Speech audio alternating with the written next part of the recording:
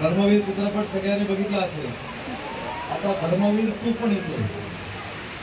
त्या धर्मवीर 2 मध्ये आम्ही गुवाहाटीला का गेलो, त्या धर्मवीर 2 मध्ये आणि मला बाबूशेठ पाटील असतील, माझे सर्व शिवसेनेचे पदाधिकारी असतील, त्यांना एक सूचना करायची आहे की धर्मवीर 2 ज्यावेळी येईल तो प्रत्येक घरातल्या माणसाला बघितला पाहिजे।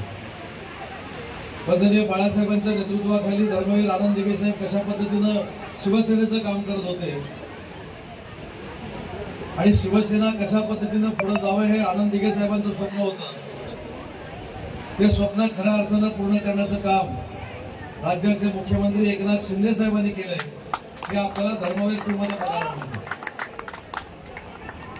आणि हे गाणं जर सगळ्यांनी आता बघितलं असेल तो चित्रपट देखील बघावा। हे गाणं कशासाठी म्हटलं गेलेलं आहे हे देखील बाबूशेठ आपण सगळ्यांनी बघावं। धर्मवीर बघितलंय का? आता धर्मवीर 2 बघा ना। हे गाणं एवढ्यासाठीच त्या चित्रपटामध्ये आणलेलं आहे की महाराष्ट्रातला सगळ्यात चांगला सगळ्यात मोठा आपण साजरा करत होतं तर ते धर्मवीर आनंद दिघे साहेब साजरा करत होते। आणि जे गाण्यामध्ये देवीची मूर्ती आपल्याला दिसते त्या मूर्तीला साक्षी ठेवून अनेक वेळा आनंद दिघे साहेबांनी कोणावरही अन्याय करणार नाही आणि कोणावरही अन्याय व्हायला देणार नाही ही वंदनीय बाळासाहेबांच्या साक्षीने शपथ घेतलेली होती। आणि तोच आदर्श डोळ्यासमोर ठेवून शिवसेनेच्या सगळ्याच पदाधिकाऱ्यांनी काम करावं। कोणावर जर अन्याय होत असेल तर त्यांना वाचा फोडावी। आणि आनंद दिघे साहेबांचा अजून एक त्याच्यातला वागण्याचा स्वभाव होता तो म्हणजे आनंद दिघे साहेब कोणालाच घाबरले नाही।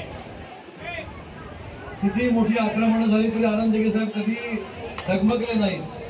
आणि म्हणून शिवसेनेच्या पदाधिकाऱ्यांना अजून एक आठवण करून देतो की या महाराष्ट्रामध्ये सगळ्यात मोठी दहीहंडी जर महाराष्ट्राला कोणी दाखवली असेल तर ती धर्मवीर आनंद दिघे साहेबांनी दाखवलेली आहे। आणि त्याचा आदर्श घेऊन बाबूशेठ आज आपण दहीहंडीचा उत्सव या ठिकाणी साजरा केलाय। एबीपी माझा, उघडा डोळे बघा नीट।